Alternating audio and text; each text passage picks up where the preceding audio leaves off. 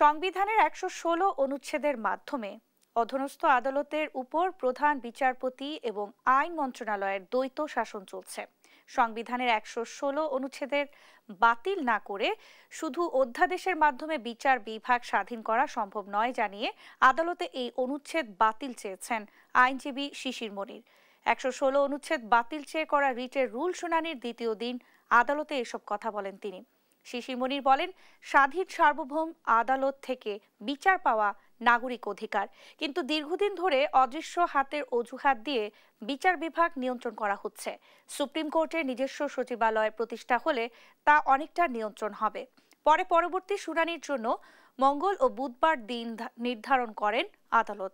২০২৪ সালের ২৫ আগস্ট ১০ জন আইনজীবীর পক্ষে অ্যাডভোকেট শিশির মনির হাইকোর্টে রিট আবেদন দাখিল করেন। আবেদনে ১৯৭২ সালের মূল সংবিধানের ১১৬ অনুচ্ছেদ পুনরুদ্ধারের নির্দেশনা চাওয়া হয়, যেখানে সুপ্রিম কোর্টকে নিম্ন আদালতের বিচারকদের নিয়োগ, পদোন্নতি ও ছুটির বিষয়ে সিদ্ধান্ত নেওয়ার ক্ষমতা দেওয়া হয়েছিল।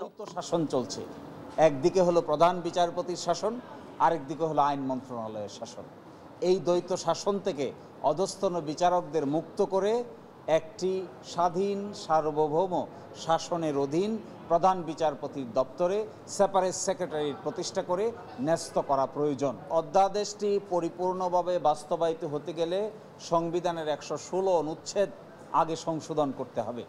১১৬ অনুচ্ছেদ সুরাহা করা ছাড়া শুধু অধ্যাদেশের মাধ্যমে বিচারিক ক্ষমতার পরিপূর্ণতা দেওয়া সম্ভব নয়।